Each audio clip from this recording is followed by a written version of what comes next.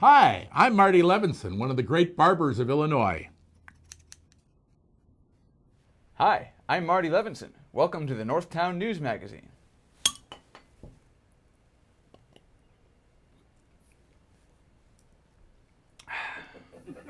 Come on, baby, don't you wanna go? Come on, baby, don't you wanna go? Back to that lemon light city, sweet home Chicago. Hi, I'm Marty Levinson. Welcome to the Northtown News Magazine show with the greatest cameraman around, Sonny Hirsch, and your host, Avi Myers. Avi Myers, Northtown Neighborhood News Magazine. And if you're getting hungry for a lobster roll, I had a long day in the sun yesterday over at the Greater Chicago Jewish Fest.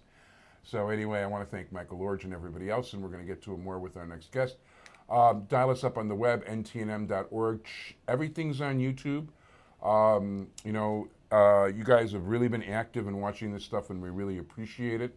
Thank you. Community policing, I want to give a lot of credit to Commander James Rousseau, Sergeant Kane.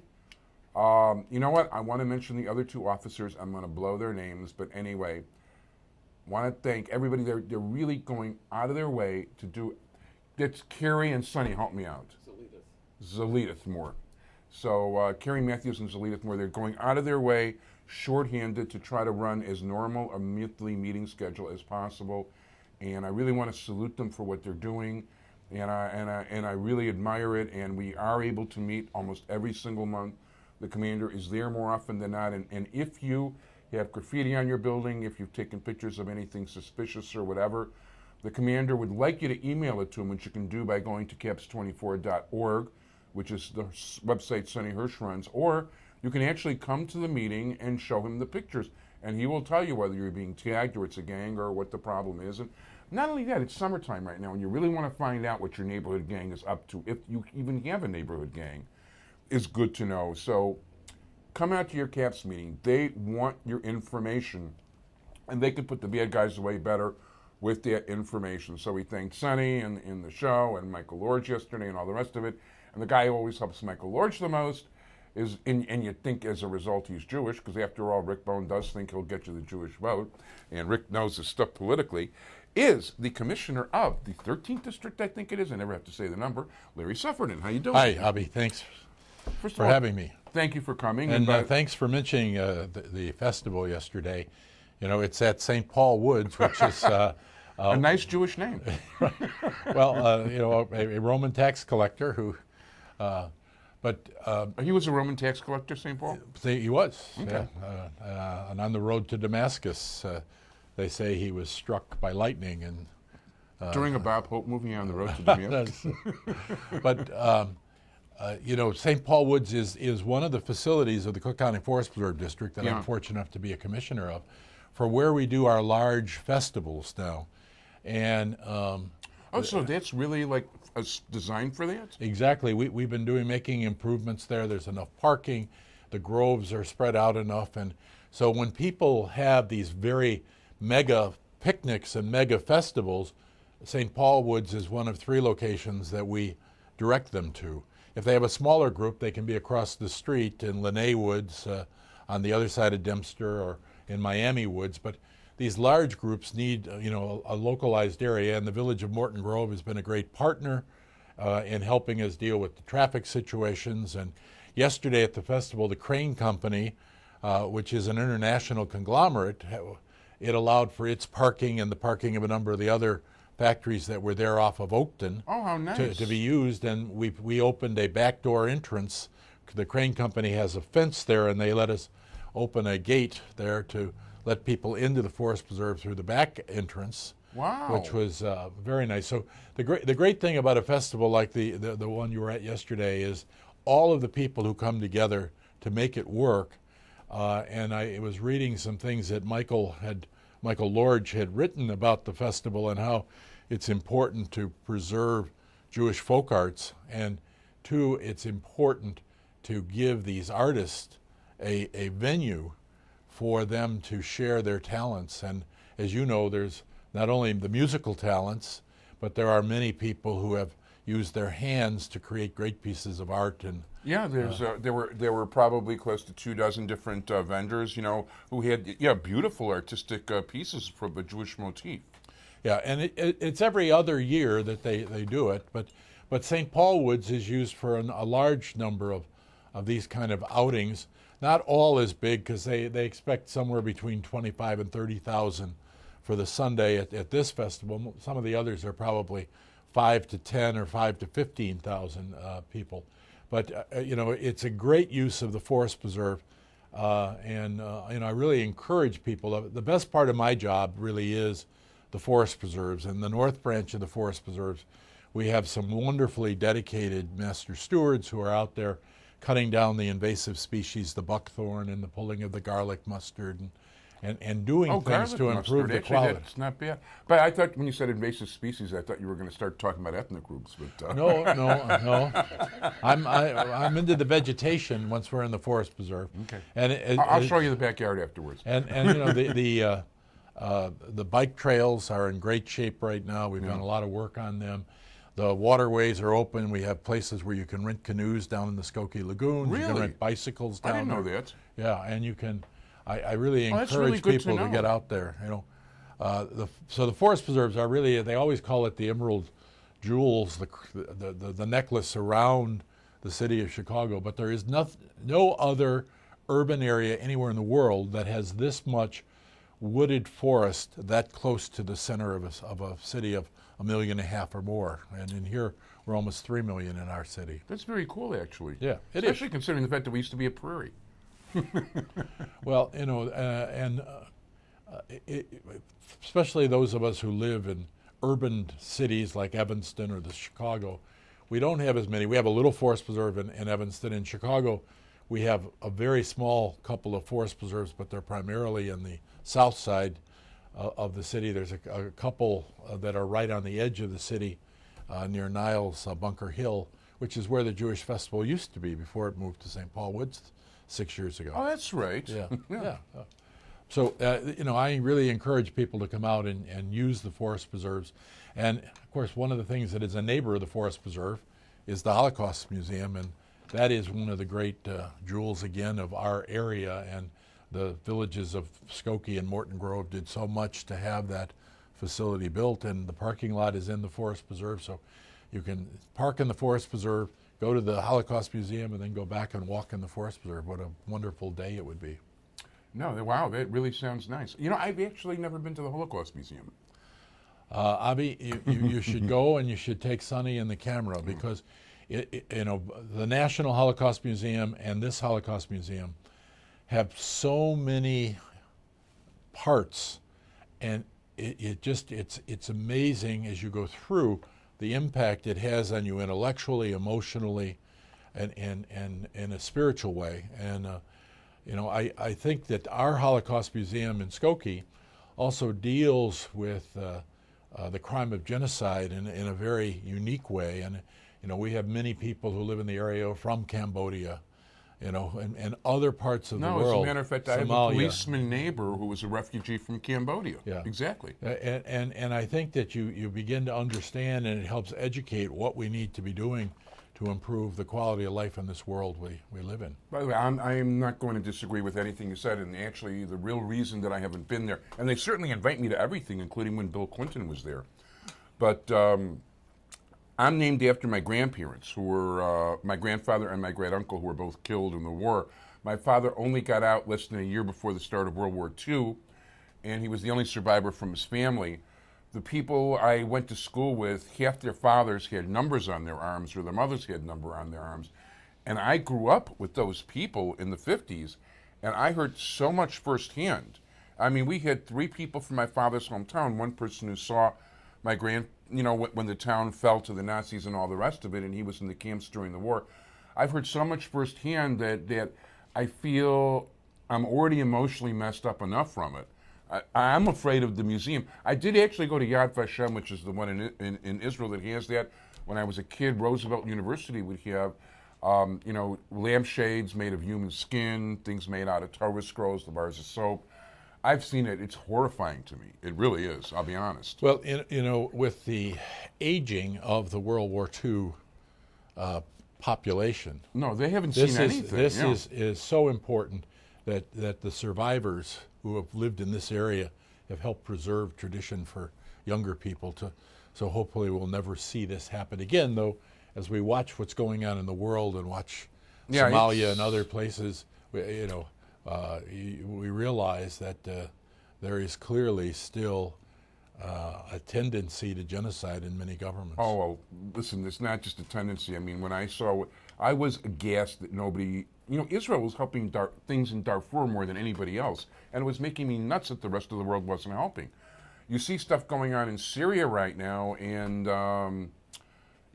I'm not going to get into the politics of it at all. That's not my purpose. But, yeah, no, people kill people en masse. And listen, not just the Holocaust. Even when that was going on, I mean, Stalin killed 25 million Russians. He wasn't quite up to the German guy, but boy, there was some serious competition.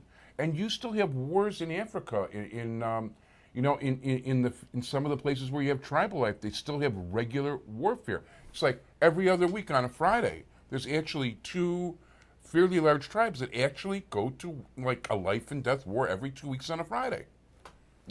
Well, we're not going to be able today in this program to deal with everything in the world, but the Holocaust Museum and the Forest Preserve District are just 2 of the best things about the area that we live in. One thing I do want to say too about that, because there's people call me every time there's an event, because I publish through Chicago, they always offer me free tickets, all the rest of it.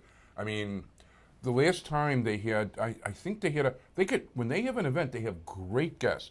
And I give them credit. Everything is kosher catered.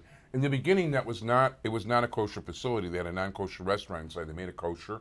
I give them credit for it because they actually, in the spirit of the Holocaust, well, I won't get into the Jewish stuff, but they had the former Secretary of Defense or something like that. I don't know if it was Defense. I mean, they have cabinet minister level people. Well, Colin Powell. Right, Colin Powell was there. Bill Clinton. Bill Clinton were there for the opening, but a number of people have gone through there, and they put on some great educational programs. But why don't we talk a little bit about the county? Oh, I'm sorry about that. Yeah. Well, we did solve most of the world's problems just now, but well, one of the things that'll be happening, and that your listeners need to prepare for, is that for the first time in 37 years, the county is going to get its tax bills out on time.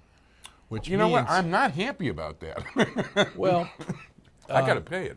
But one of the problems with them being late all these years, you're costing yourself interest. Well, the governments that you're supporting have had to spend more, and it's affected quality of education programs. And by getting them out on time, we're actually going to end up saving people money. But it will be difficult because some people just they paid their first installment on March 1st. Right. Okay. And the next installment is 6 months later. Okay. No, it's going to. So it's going to be like, August 1st. Yeah. And we haven't had this cycle the way it's supposed to be, 6 months apart, for a long time. So one of the things that my money's coming in September. That's why I was hoping for the October. I hope that people understand that our goal is to get government functioning the way it should, and that we'll always be on time. By the way, wow, I'm curious, because I know it's supposed to be that way. As a matter of fact, I didn't know it was as early as August. I always thought it was supposed to be September 1st or October 1st, because they're always late. But who did it? I mean, it really surprised me. Well, the assessor, Joe Barrios, deserves a lot of credit here. The 3 members of the Board of Review, Mike Carbonargi, who represents our area, Larry Rogers, and Dan Patlak. The clerk of Cook County, David Orr, who is responsible for figuring out the tax rates. Maria Pappas, our county treasurer, and President Preckwinkle and the board, who put resources at their hands. Oh, and by the way, you were telling me that President Preckwinkle was at the fest yesterday. I'm sorry, she was at the fest yesterday. Yes, the trouble, with having 4 music stages and all these different things is I didn't even see her, and I would have loved to have grabbed her and put her on the show. Well, it was a big crowd, and it was also a warm day.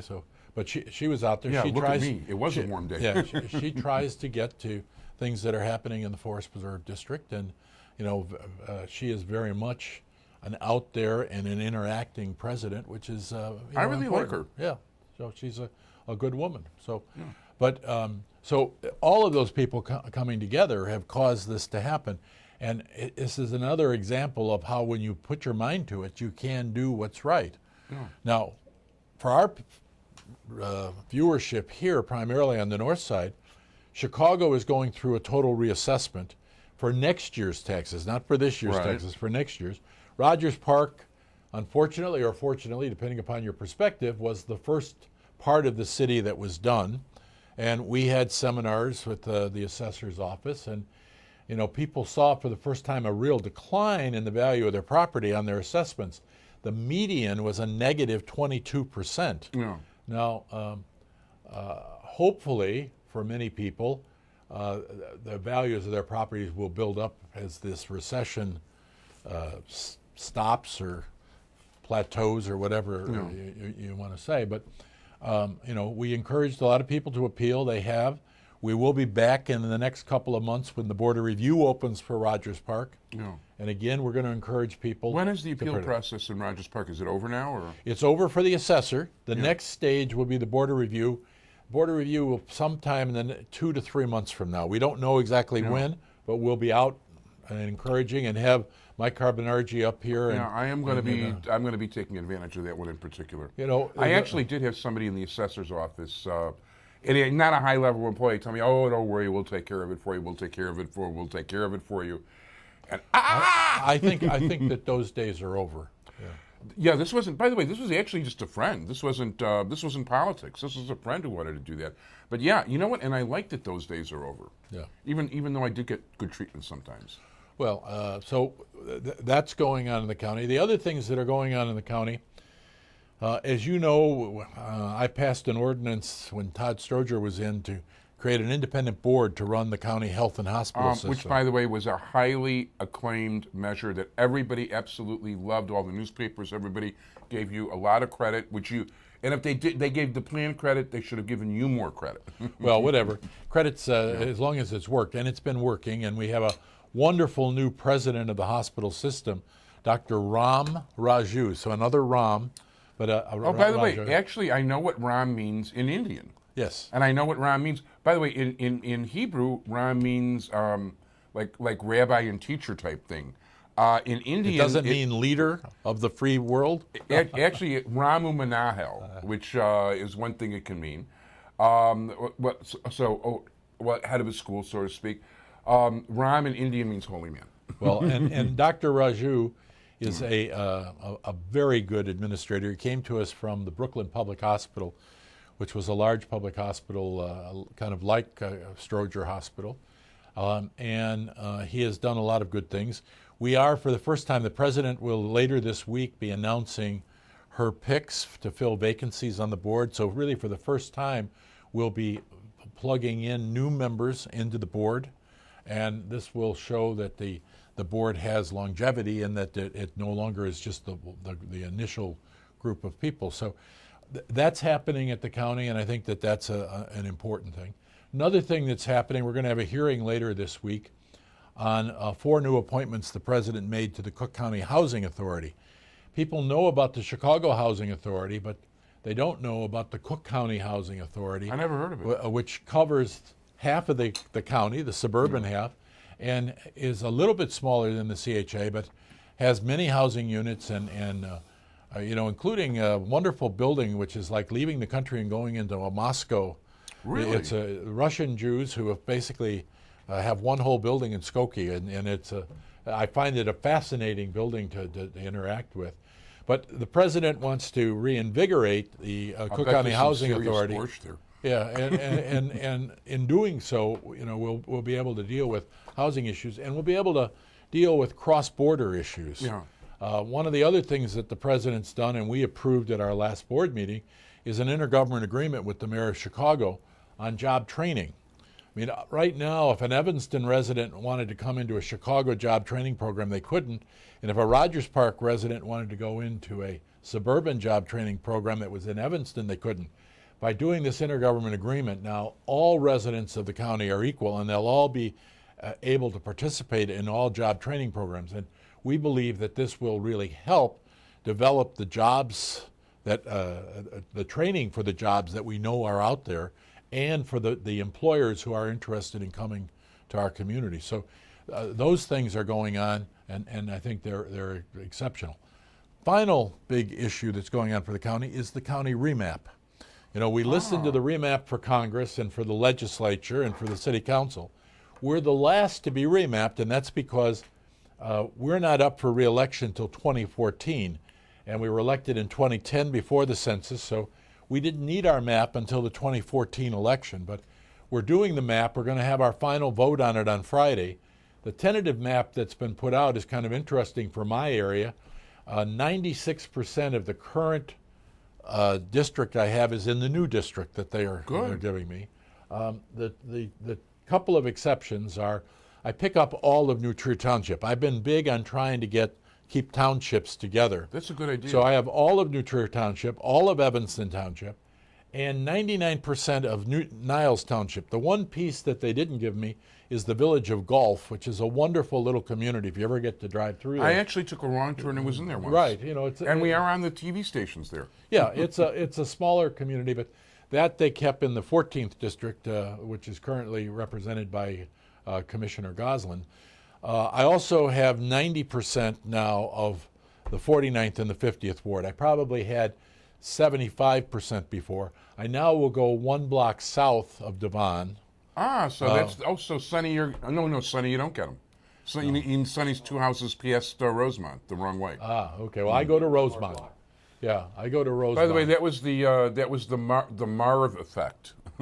Yeah. Well, Commissioner Gaynor will represent those other areas, and she's good people. She gets. I also get for the first time Loyola University, and that part of the 49th ward that had been in her district. She gets a small cutout that basically runs down Sheridan Road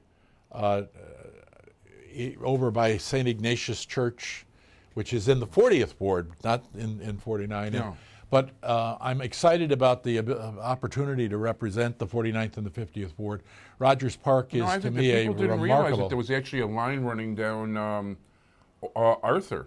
Yes. And that was Arthur one side was line. yours and the other side was Bridget's. Right, and 10 years ago it was Quigley and Cal Sutker when that map was drawn. So we'll finish that map, and hopefully people will be happy with the map. The map. The interesting thing is, we have had under the Federal Voting Rights Act 5 African American districts in the past, and we will still have 5.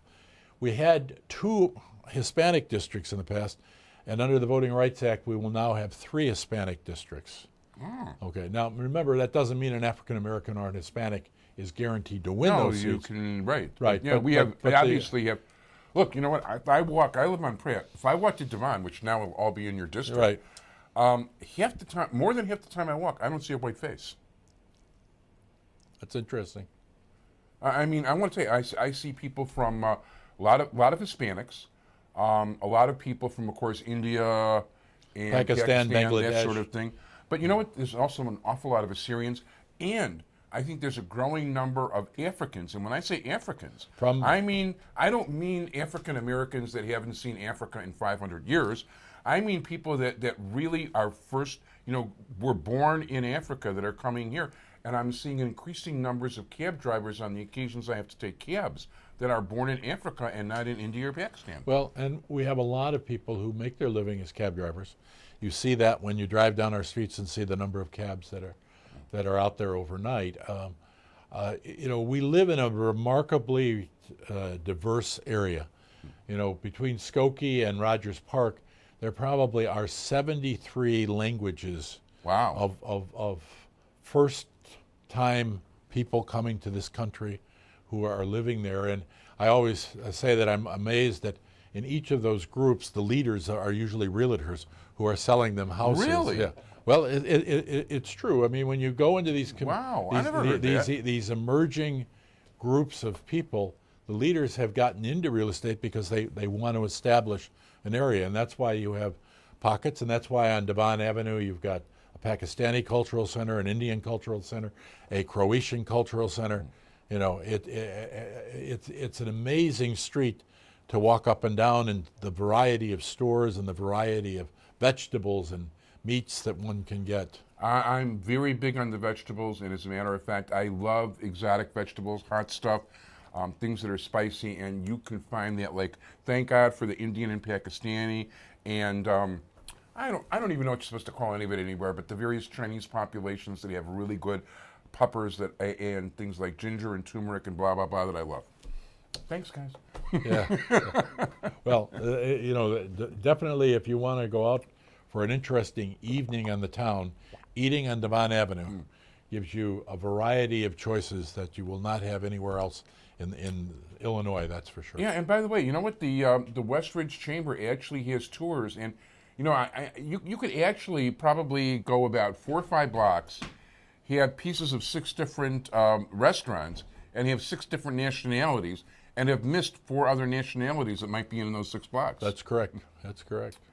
No, it's very cool, and there's even still a few kosher restaurants on Devon. and go for the kosher pork ears; they're really good. So anyway, this has been very informative. You know what? I had no idea what we were going to talk about, and boy, you really blow me away with the knowledge. You haven't been here for a while. Well, we you know, you've been in the election cycle. Unfortunately, I'm not up this election cycle, so there are a lot of people who needed to become known. You were very good in putting on many of the judge candidates. Oh, that was, you know, I was going to say, that was really, it was so nice meeting all the different judges. And you know what, as a result of all that, I'm still meeting some.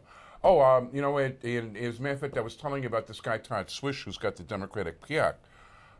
When I spoke over there, and thank you, Todd, it was great. The other speakers were Danny Davis and Desmond Clark of the Bears, who's going to be on the show the next time we film over here.